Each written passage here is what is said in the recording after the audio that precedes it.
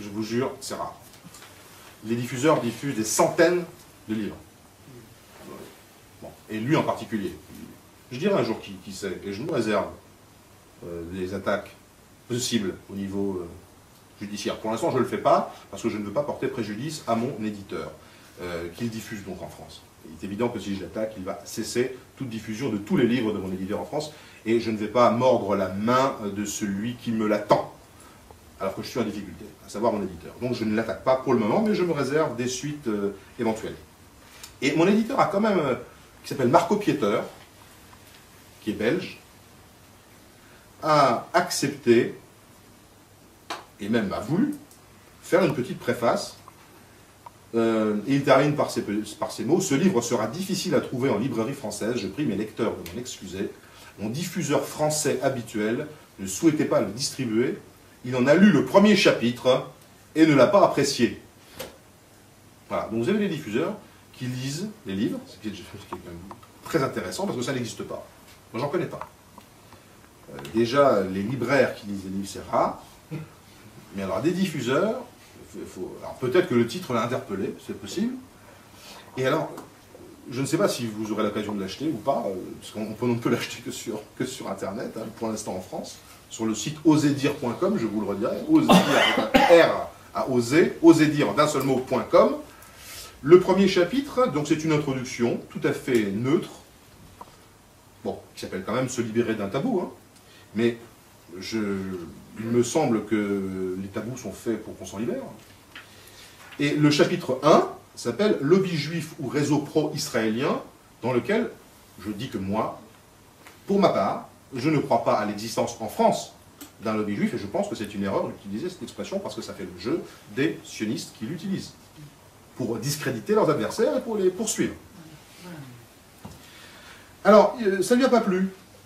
Alors, pourquoi? Il aurait fallu que je dise... Pratique talmudique. Écoutez, pile poule en tout cas, ce que je sais c'est qu'il ne l'a pas aimé et que visiblement ça ne plaît pas. J'attends moi des arguments, si vous voulez, contraires. J'aimerais que quelqu'un soit en face de moi pour... J'aimerais un débat, pour tout vous dire.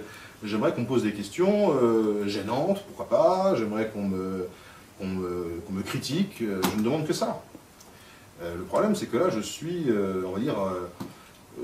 une sorte de Don Quichotte, parce que je n'ai pas d'armée avec moi, je suis seul, avec mon avocat, John Bastardi-Daumont. Je tiens à dire bravo à cet avocat formidable, qui est un avocat niçois, qui est premier secrétaire de la conférence du barreau de Nice, c'est-à-dire c'est déjà un type qui a gagné tous les concours d'éloquence, c'est un type formidable, qui en a de la volonté et qui est sorti de sa réserve pour faire un communiqué sur Internet, pour me soutenir, un long communiqué comme ça. Je tapez son nom, John Bastardi-Daumont, je donnerai à certains, si vous le voulez, son numéro de téléphone, vous pourrez l'appeler, ou pour le féliciter, ou pour, si vous avez des soucis, vous pourrez éventuellement vous adresser à lui de ma part. C'est quelqu'un de très bien, donc ce livre est totalement bloqué, donc je suis... tel Don Quichotte, on peut dire, je n'ai pas d'armée avec moi, sauf mon avocat, seul sur le terrain, et j'ai pas d'armée en face. Ils sont pas là. Ils sont pas là. Donc voilà, je combats qui là? Les moulins à vent, les quoi? Alors, il s'est passé une chose aujourd'hui assez incroyable. Il y a eu un buzz internet assez énorme en une semaine sur ce livre. On a fait d'abord on a fait un groupe Facebook qui, en l'espace d'une semaine, bonjour monsieur, qui en l'espace d'une semaine a regroupé 1500 personnes qui ont donc signé de leur nom, avec leurs photos, etc., qui ont signé de leur nom un soutien pour la diffusion de ce livre. Pour qu'un diffuseur courageux français daigne de diffuser ce livre. Ce qui ne lui coûte rien. Je crois même que, vu le sujet, ça ne peut que lui rapporter de l'argent. Bon, pour l'instant, 1500 personnes en une semaine, plus 2 jours. Et on va en route, là on est en route, on en est à peu près à 100 personnes par jour, et on va vers les 2000, 3000, etc. Enfin, c'est parti. Et il y a eu un buzz internet formidable. Pensez bien que le buzz internet, c'est pas moi qui me suis amusé toute la journée à envoyer 500 communiqués, j'en ai envoyé une quinzaine, on va dire, ou une vingtaine, et après ça a circulé sur le net tout seul. Et quand vous tapiez Sarkozy, Israël et les Juifs, à un moment donné, il y avait 25 pages. 25 pages d'internet, 25 pages, où il y a sur chaque page environ une quinzaine de liens. Qu'est-ce qui s'est passé aujourd'hui? mon avocat m'appelle et on regarde Google, donc le moteur de recherche. Et on s'aperçoit que quand vous tapez Google, par exemple mon nom, Blanc-Rue, ou le nom du livre, vous apercevez qu'il y a 11 liens, 11 pages qui ont sauté parce qu'il y a eu une plainte légale contre Google.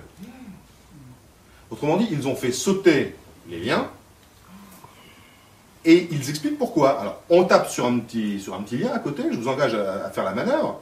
Hein, vous tapez Blanc-Rue, vous regardez, et vous arrivez au bas de Google, tout au bas de la page Google, et on vous dit, non, non, 11 pages ont sauté, il faut aller à la 3e, 4e page pour vous apercevoir que 11 pages ont sauté. Non seulement pour moi, mais également pour mon avocat, son nom, et pour Jean Bricmont, qui m'a soutenu, qui est un essayiste universitaire belge, qui est très, qui je dirais, s'est beaucoup mobilisé pour la cause palestinienne et pour l'anti-impérialisme.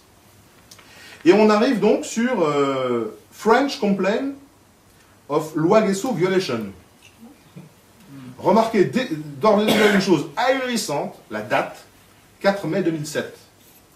Sachant que dans ce domaine, normalement, on peut poursuivre au bout d'un mois. 4 mai 2007. C'est quoi ce trucage? On ne sait pas. Sender information private. Bon. Sent by private, to a private. On ne sait pas qui a envoyé ça. En tout cas, quelqu'un s'est plaint. Une personne s'est plainte. Je ne suis pas persuadé que ce soit un petit vieux aviné ou buveur de Ricard à 11h30 le soir, vous ne savez pas quoi faire. Qui a reçu l'information privée? Google INC, Mountain View, etc. USA. Alors voilà ce qu'ils mettent. Google a reçu une notification, c'est en français, hein. Google a reçu une notification concernant un résultat de recherche prétendument en contravention avec l'article 24 de la loi Guesso. À cet effet, Google a supprimé la page web de google.fr. Et ça, c'est valable pour moi pour 11 pages. Vous allez donc sur Internet, Google, vous tapez Blanc-Rue. Imaginez, vous êtes un éditeur français ou un journaliste qui aimerait savoir qui est Blanc-Rue. C'est quoi ce type, on ne va pas diffuser. Eh bien, il dit, Google a reçu un truc, oh là là, c'est en contravention. Est-ce qu'il va lire prétendument en contravention? On ne sait pas.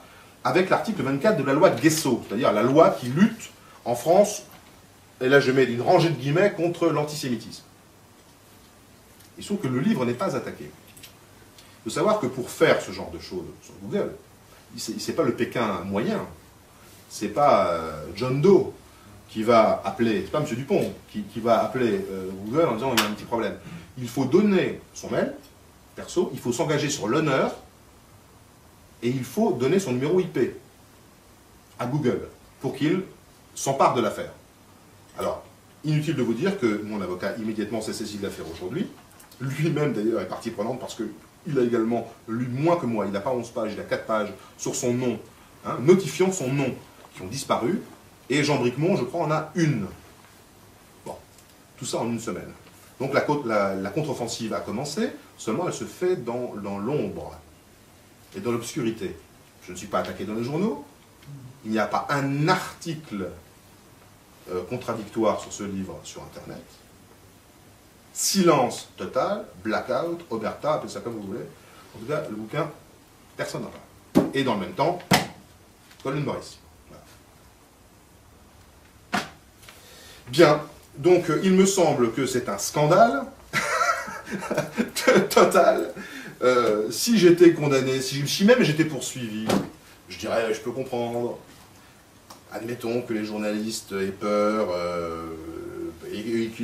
admettons tout ce qu'on veut.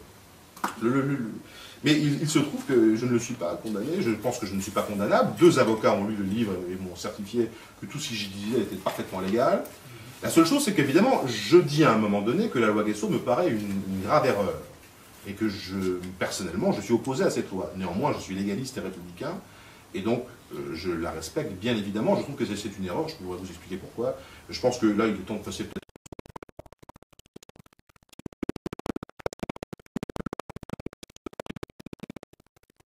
Toujours pas. Bon.